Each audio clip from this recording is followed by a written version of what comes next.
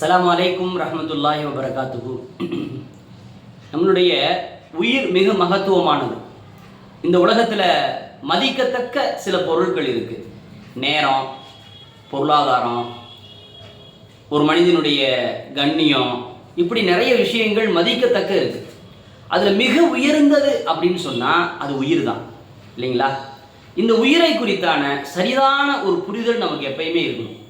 ஒரு மனிதனுடைய உடலில் இருக்கிற உயிரை குறித்து இறைவன் சொல்லுகிறான்,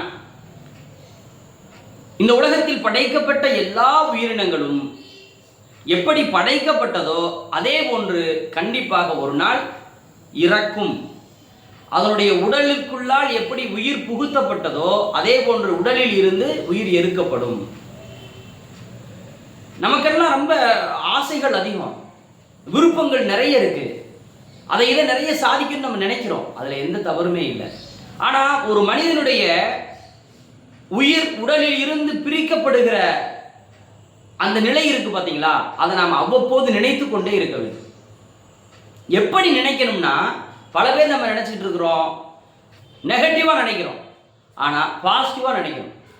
இன்னைக்கு உலகத்தில் நடக்கிற எல்லா அக்கிரமங்களும் அநாகரிகமும் கண்டும் காணாமல் விடப்படுவதற்கான காரணம் என்னன்னு சொன்னா இந்த உயிர் தான். நாம் அந்த நன்மை செய்பவர்களுக்கு பாராட்டு தெரிவித்தால் நமக்கு வேதனை வந்து விடுமோ, தீமை செய்யக்கூடியவர்களை எதிர்த்தால் நமக்கு சோதனை வந்து விடுமோ, நம்மளை யாராவது பிரச்சனை பண்ணிடுவாங்களோ, நம்முடைய உயிர்கள் பறிக்கப்பட்டு விடுமோ அப்படின்றத உணர்வுல தான் மனிதர்கள் இன்னைக்கு பெரும்பாலும் தீமைகளை கண்டும் காணாமல் கடந்து போகிற நிலையை நாம் பார்க்கிறோம். அப்போ உயிர் என்பது இறைவனுடைய புறத்திலிருந்து வழங்கப்பட்டது.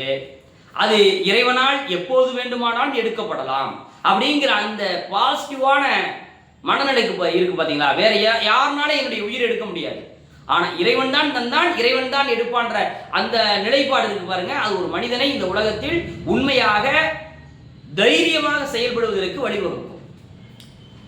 ஆப்கானிஸ்தானில் ஒரு பெரிய போராட்டத்தை அந்த மக்கள் முன்னெடுக்க வேண்டிய தேவை இருந்துச்சு.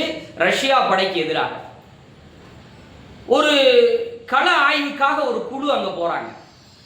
திடீர்னு அந்த குழுக்கள் அங்கு பயணித்துக் கொண்டிருக்கின்ற பொழுதே ரஷ்யாவினுடைய போர் விமானங்கள் குண்டுமழை பொழிக்கிறது. ஒரு சிறுவர் என்ன பண்றாருன்னா, அந்த ஆப்கானிஸ்தானத்தை சார்ந்த ஒரு சிறுவர் ஓடி அந்த நாட்டுக்கு கலாய்வு செய்ய வந்த அந்த குழுவை வரவேற்கிறார். அந்த குழுவுக்கான உபசரணையாக, விருந்தோம்பலாக வீட்டில் போய் கொஞ்சம் தண்ணி எடுத்துட்டு வர. அப்படி தண்ணியை வெளியே எடுத்துட்டு வரும்போது அந்த சிறுவர் எடுத்துட்டு வரும்பொழுது குண்டுமலை பொழியப்பட்டு கொண்டிருக்கிறது. அப்படியே புழுதிகள் பறக்குது. அந்த சிறுவனை நோக்கி இந்த கலாய்வு குழுவினர் வராதீங்க வராதீங்கன்னு கை காமிக்கிறான்.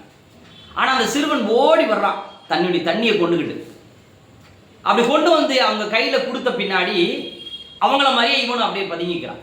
அந்த மீட்புக்குள்ள இருந்த ஒருத்தர் கேட்குறாரு, ஏன்பா நீ கொஞ்சம் நாங்கள் கை காமிச்சோமே அங்கேயே இருந்திருக்கலாமே அப்படின்னு சொல்லும் பொழுது சொன்னான் அந்த சிறுவன், இங்கேதான் டெய்லி இந்த மாதிரி நடந்துக்கிட்டு தான் இருக்கு, எனக்கு இதை கண்டெல்லாம் அச்சம் இல்லை.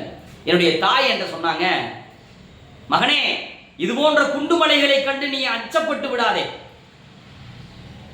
நன்மைக்கு ஆதரவாகவும் தீமைக்கு எதிராகவும் நீ நின்று பழகு. இறைவன் தந்த இந்த உயிரை இறைவன் தான் எடுக்க முடியும். அதனால் நீ உயிருக்கு அஞ்சி உன்னை யாராவது கொன்று விடுவார்கள், துன்பம் வந்துவிடும் என்று நினைத்து நன்மையின் பக்கம் நிற்காமல் தீமையை எதிர்க்காமல் நீ வாழாதே என்று என்னுடைய தாய் சொன்னார் என்று அந்த சிறுவன் சொன்ன அந்த செய்தி உலகத்திலே எல்லா ஊடகங்களிலும் பேசும் பொருளாக ஒரு காலத்தில் இருந்தது. அதுதான் நமக்கு பாடம்.